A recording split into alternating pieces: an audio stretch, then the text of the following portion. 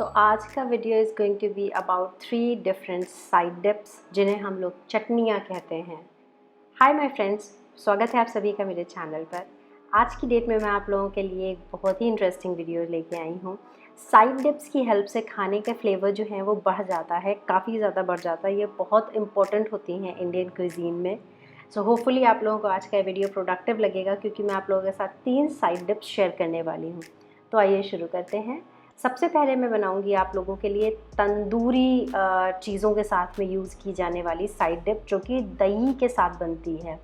यहाँ पे मैंने पीनट्स लिए हैं थोड़े से रोस्टेड, उसके साथ में मैंने पुदीना लिया है, मैंने धनिया लिया है और इसमें हम लोग डालेंगे अदरक, लहसुन, हरी मिर्च।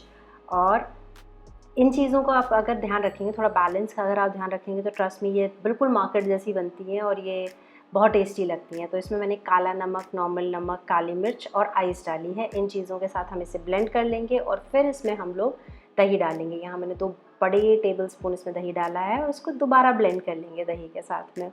और ये जो है ये तंदूरी पनीर टिक्का हो गया, सोया चाप हो गई, इन सब चीज़ों के साथ ये डिप जो है ये बहुत टेस्टी लगती है। आप एक बार इसे ट्राई ज़रूर कीजिएगा घर पे और अगर आप लोगों को पसंद आए तो प्लीज़ मेरे साथ में कमेंट सेक्शन में ज़रूर शेयर कीजिएगा कि आप लोगों को ये साइड डिप कैसी लगी। आई नो साइड डिप्स के ऊपर पूरी तरीके से डिटेल्ड वीडियो डेडिकेट होना थोड़ा सा वियर्ड लगता है, बट आई पर्सनली फेल्ट कि ये काफ़ी एक अच्छा रोल प्ले करती हैं इन एडिंग द टेस्ट।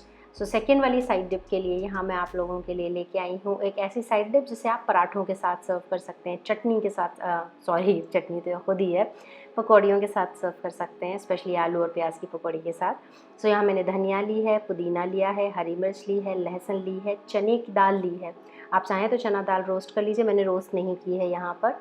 इसमें मैंने डाला है काला नमक, इसमें मैं डालूँगी जीरा पाउडर, इसमें मैंने डाला है नॉर्मल नमक।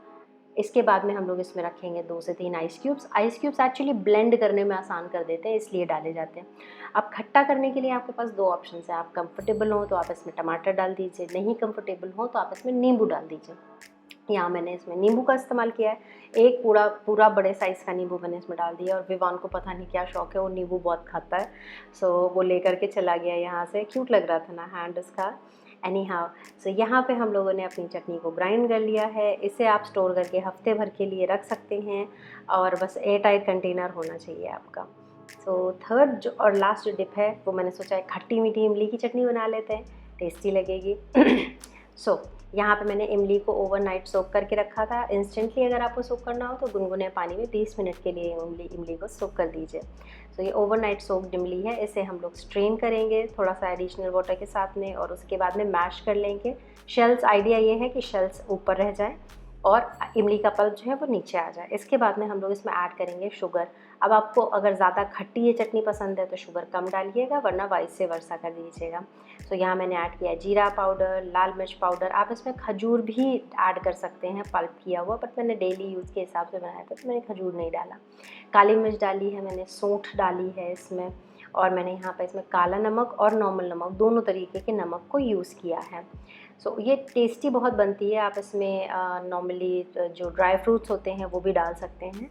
इसमें मैंने 200 ml के आसपास पानी और डाला है और इसके बाद में मैंने इसे गैस पे चढ़ा दिया है। अब हम इसे बॉईल होने देंगे अच्छे से। अब देखिए स्कम जो है ये साइड पे रोटेट हो रहा है, आप इसे हटा भी सकते हैं या अगर आप इसे छोड़ भी देंगे ना थोड़ी देर में ये अपने आप ही गायब हो जाता है। हर कोई हटाते हुए दिखाता ज़रूर है, but trust me on this thing कि अगर आप नहीं भी हटाएंगे, जैसे मैंने नहीं हटाया है, बट थोड़ी देर में ये अपने आप ही आप देखेंगे गायब हो जाएगा, कोई दिक्कत नहीं होती है। यहाँ पे हम लोगों की जो खट्टी मीठी चटनी है वो अब थिक होना शुरू हो गई है। ये चटनी थिक करते वक्त आप इस चीज़ का भी ध्यान रखिए कि ये रखी रहने के बाद और ज़्यादा थिक हो जाएगी, ठंडी जैसे जैसे होगी, तो आप उस हिसाब से इसे थिक कीजिए जितनी आपको थिकनेस चाहिए। यहाँ पे आके मैं अपने गैस को ऑफ़ कर दे रही हूँ क्योंकि ये जो लेवल है ये काफ़ी है और ठंडा होने के बाद में ये और ज़्यादा वो हो जाएगी, गाढ़ी हो जाएगी। यहाँ पे मैंने रोक दिया है, कंसिस्टेंसी परफेक्ट है। इसे आप एक कांच के जार में भर के रख सकते हैं, स्टोर कर सकते हैं। आप इसे फ्रिज में स्टोर कीजिए, आप इसे 15-20 दिन रख के आराम से खा सकते हैं, इसका टेस्ट बिल्कुल नहीं बदलता है। ये थी मेरी आज की कुछ साइड डिप्स। होपफुली आप लोगों को इन्हें बनाने में मज़ा आया होगा। अगर ऐसा हो तो प्लीज़ मेरे वीडियो को लाइक करें और मेरे चैनल को सब्सक्राइब करना ना भूलें।